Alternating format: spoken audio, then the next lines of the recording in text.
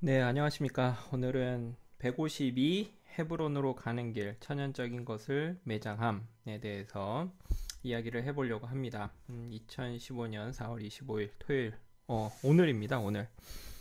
이 파워포인트는 박대식 형제님께서 만들어주신 것을 가지고 제가 한번 하기 전에 예습을 하는데 한번 녹음하면서 해보려고 하는 프로젝트, 시험, 태스크 포스 뭐 그런 겁니다. 예.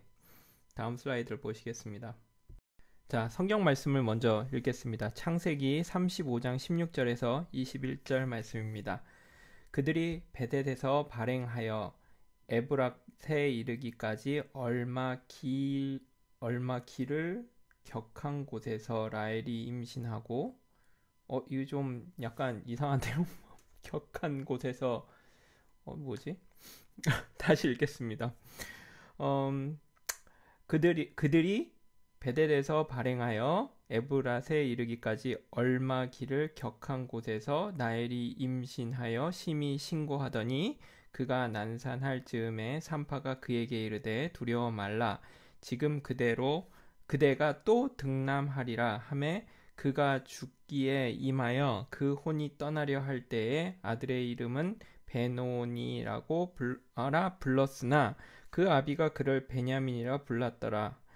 나엘이 죽음에 에브랏 곧 베들레헴 길에 장사되었고 야곱이 나엘의 묘에 비를 세웠더니 지금까지 나엘의 묘비라 일컫더라.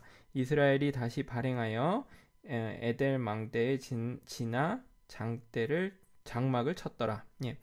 여기 보시면 일단 그들이라고 하는 거는 그 야곱의 일행들이겠죠. 그들 그리고 베델에서 발행. 여기 발행이 뭐 퍼블리시라는 뜻이 아니고 뭐 출발했다 뭐 이런 것 같습니다. 베델에서 발행해서 이제 그걸로 시작해서 에브랏에 이르기까지 그러니까 바델에서 에브랏까지 가는 길에 그 야곱이 나엘이라고 하는 아내가 있었죠. 네 명의 아내가 있었는데 그 중에 그 제일 좋아했던 나엘 그 이 사람을 얻으려고 몇 년을 노예처럼 일했는지 하여간 그 나엘입니다. 그 나엘이 임신해서 신고라는 게 뭐 경찰 신고? No 아니고 아니죠. 예, 뭐 임신통이겠죠. 임신통 아픈 거. 예, 그래서 난산을 합니다. 그때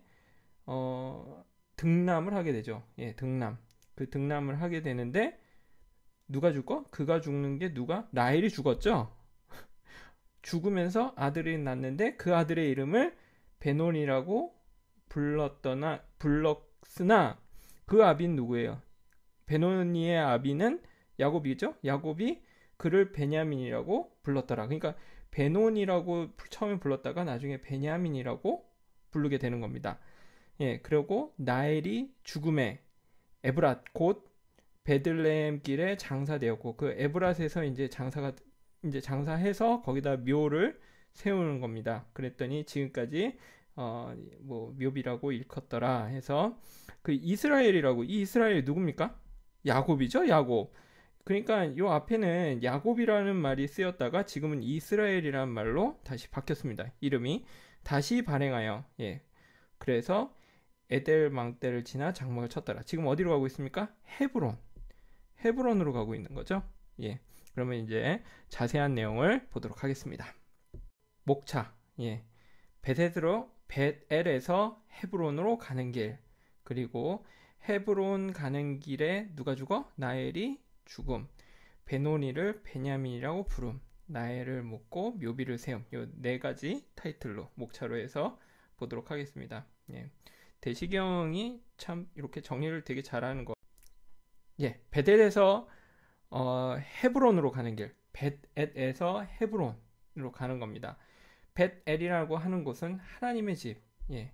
그리고 헤브론이라는 곳은 하나님과의 교통이라는 뜻입니다. 벳엘 하나님의 집. 이 베델에서 기억나시는지 모르겠는데 베델에서 이렇게 가다가 야곱이 돌베개를 베고 잠을 자죠. 예, 잠을 자는데 막 이렇게 하나님이 천사들이 왔다 갔다 하는 거를 보고 아, 이곳이 베델이구나 하는 그곳이 벳에딘가 결국 그곳이 그러니까 천사들이 왔다 갔다 하니까 하나님의 집이죠. 예, 하나님의 집이죠. 예, 그런데 이제 헤브론이라는 것은 하나님과의 교통을 얘기하는 건데 결국은 이 굉장히 개인적인 그 자기의 신앙, 그러니까 하나님과 나와의 관계, 하나님과 나만 아는 어떤 비밀적인 관계에서 헤브론이라는 것은 결국은 하나님과의 진정한 교통, 그것은 무엇이죠? 단체적, 교회적, 지금으로 따지면 교회적 관계로 들어가는 것을 얘기하는 거죠. 그러니까 나 혼자 처음에 하나님과의 관계를 맺고 이렇게 했던 그 개인적인 어떤 신앙에서 예, 그 헤브론이라고 하는 것은 단체적 하나님과의 교통, 진정한 교통, 하나님과의 교통은 형제들과의 교통을 통해서 우리가 알 수 있는 거죠. 예수님께서도 그런 얘기를 하셨죠. 내가 두세 명 모인 곳에 내가 너희와 함께 있다. 이건 뭐죠? 진정한 교통을 의미하는 거겠죠. 그러니까 이것은 바로 오늘날 교회를 얘기하는 겁니다. 결국 더 성숙해지는 것도 이야기하는 것이고요. 예, 그래서 네, 그러면 일단 다음으로 넘어가겠습니다. 자, 헤브론으로 가는 길에 나엘이 죽었다. 예, 나엘이 죽었다. 예, 여러분들도 아시지만 성경에 그냥 있는 내용이 없다는 거. 그러니까 성경은 정말 하나님의 어떤 그 섭리로 쓰여진 글입니다. 왜 하필이면 헤브론에 가는 길에 나엘이 죽었을까? 그러면은 먼저 그 나엘이라는 사람이 누구냐? 그것을 알아볼 필요가 있습니다. 나엘이 어떤 사람이냐면은 그 사람을 보고 야곱이 뿅 갔죠. 뿅 가서 7년 동안 내가 봉사하겠다고 해가지고, 그러니까 노예처럼 내가 봉사하겠다고 돈도 안 받고 그랬는데 그 라반, 그러니까 그 삼촌이었나요? 그러니까 라반이 그 야곱한테 레아를 줬죠. 자고 일어나니까 내한 거야. 나엘인 줄 알았더니.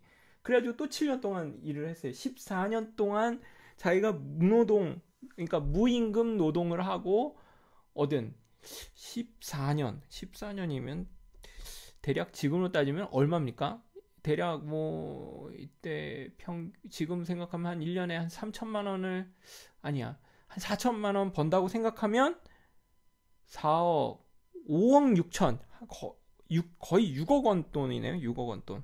6억 원 돈을 포기하면서 이 얻은 나엘 아닙니까? 예. 14년 동안 봉사하고.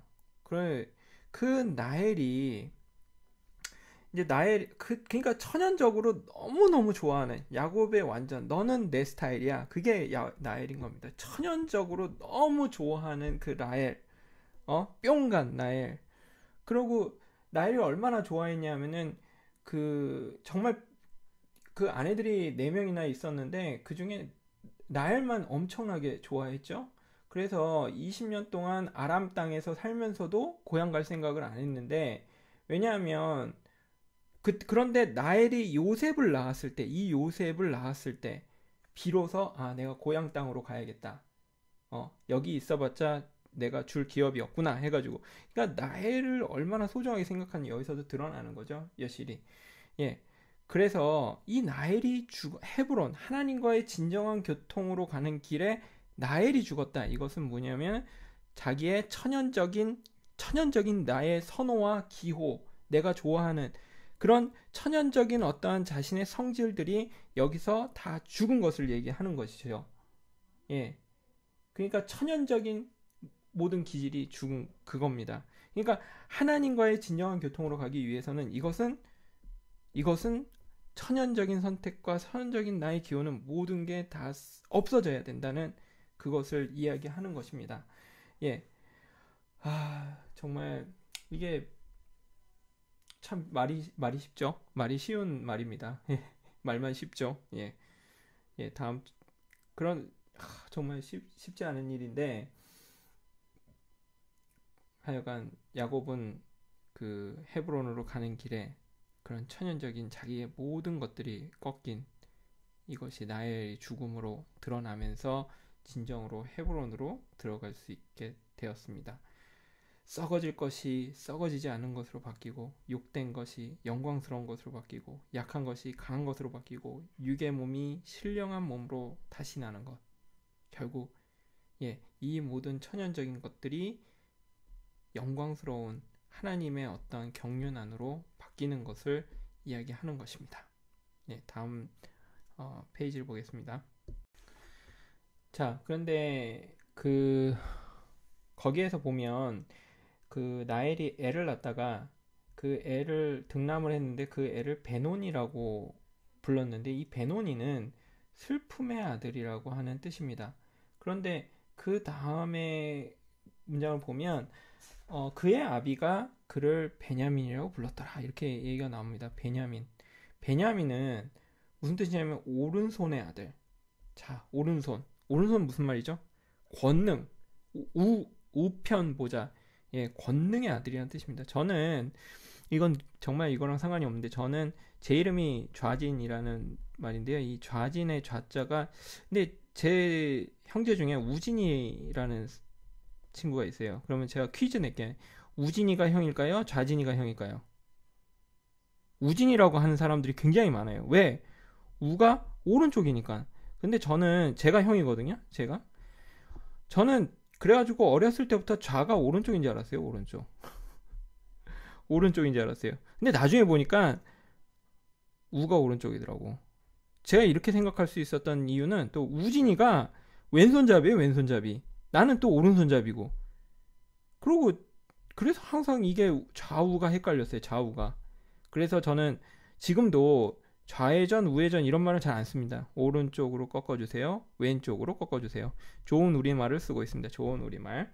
자, 이 오른손, 왜 사람들이 형을 오른쪽이라고 생각하느냐? 그것은 바로 오른쪽이 중요하죠. 바로 권능, 힘, 우편, 보좌 우편, 권능과 힘을 얘기하고 이기는 자라는 것을 상징합니다. 그러니까 결국은 베논이라고 불렀다가 베냐민으로 불렀다라는 것은 야곱이 무언가 변화가 있었다는 것이죠. 여기에 깊은 변화를 감지할 수 있는 겁니다. 그러니까 슬픔의 아들을 권능의 아들, 오른손의 아들, 권능의 아들이라고 바뀌었다는 것은, 이거는 야곱에 있어서 어떤 변화가 있어서 그것이 다르게 보였다는 것을 얘기할 수 있는 거죠. 그러니까 아까 전에 얘기했지만 나엘은 천연적으로 자기가 좋아하는 모든 선택이고 천연적인 어떤 모든 기질이고 어떤 기호입니다. 이것이 죽은 것은 굉장히 슬픈 일이죠. 자기가 좋아하고 자기가 선호하는 일을 죽는 거, 자기 자신이 죽는 거, 자기의 육신적인 것이 죽는 거, 이것은 정말 슬픈 일이기 때문에 바로 슬픔의 아들이 맞습니다. 그런데 그 이후에 권능의 아들이라고 하는 것은 하나님으로 인해서 변화된 사람, 다른 시각을 가지고, 그러니까 다른 것을 보게 된 거죠. 다른 것. 그것은 바로 천연적인 것이 끝나고 하나님의 권능을 보게 된 것입니다. 하나님의 영광 안으로 들어가는 거죠. 하나님과의 진정한 교통 안으로 들어가는 거죠. 우리의 목표죠. 우리의 목표. 자, 바로 이것입니다. 자, 베노니에서 베냐민으로 바뀌는 거. 육신적인 자기의 죽음이 진정으로 이제 천연적인 모든 것들이 끝나고 정말 진정한 하나님의 어떤 영광 안에, 하나님의 권능 안에, 하나님과의 진정한 교통 안으로 간 사람들, 먼저 야곱도 있지만 요셉도 있고, 바로 이것이 그리스도를 예표하고, 또 우리의 예수님이 십자가에 못 박혀 돌아가신 것은 굉장히 슬프고 굉장히 그 육신적인 죽음은 그렇지만, 사실은 이것이 이 죽고 다시 산 이 부활이 바로 베노니에서 베냐민으로 바뀐 거죠. 육신적인 죽음 베노니, 영적인 다시 삶 베냐민. 여기서도 그 예수 그리스도의 죽고 다시 산 것을 볼 수가 있는 것입니다. 천연적인 것은 죽고 하늘의 것으로 부활된 사람들. 변화된 사람만이 시각이 바뀌고 하나님을 영화롭게 할 수 있는 겁니다. 결국 내 기질과 내 선호와 내 잘남으로는 절대 하나님과 교통을 이룰 수 없는 것입니다. 그거는 끝나져야 되는 것입니다. 예, 나엘을 이뤘듯이. 자, 우리 역시도 마찬가지인 거죠. 교회 생활, 이 교회 생활이 지금의 오늘의 하나님과의 진정한 교통이 이루어지는 곳이 교회 아닙니까? 이 교회에서도 오직 그 변화된 그 사람, 우리의 천연적인 것이 끝나고 정말 이 교회 안에서의 이 헤브론에서의 교통이 되는 것이 바로 진정 우리의 열망이고 우리의 소망 아닙니까? 예, 뱀의 머리를 상하게 하는 여자의 후손이고 해를 입은 여자가 낳은 산의 아이로서 만유를 포함하고 생명을 구원하고 사탄을 완전하게 정복할 수 있다. 여기 보면 계시록에 보면은 여자가 아기를 낳죠. 구로 하면서 뭐 이렇게 아기를 낳죠.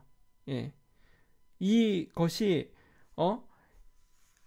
그 뱀의 머리를 상하게 하고 만유를 포함하고 생명을 구원하고 사탄을 완전히 정복하는 정말 하나님의 영광 아닙니까? 예, 정말 이것이 또 계시록에 또 드러나고 있는 것입니다. 정말 이게 뭐 성경은 다 연결돼 있어. 다 연결돼 있어. 자, 나엘을 묻고 묘비를 세웠다라는 얘기가 나옵니다. 내 천연적인 것이 묻고 그것을 묘비를 세운 것은 묘비는 계속해서 남는 거죠. 영원히 기념을 한 겁니다. 헤브론, 하나님과의 교통으로 가는 길에는 나엘이 내 천연적인 것들이 끝나야 합니다.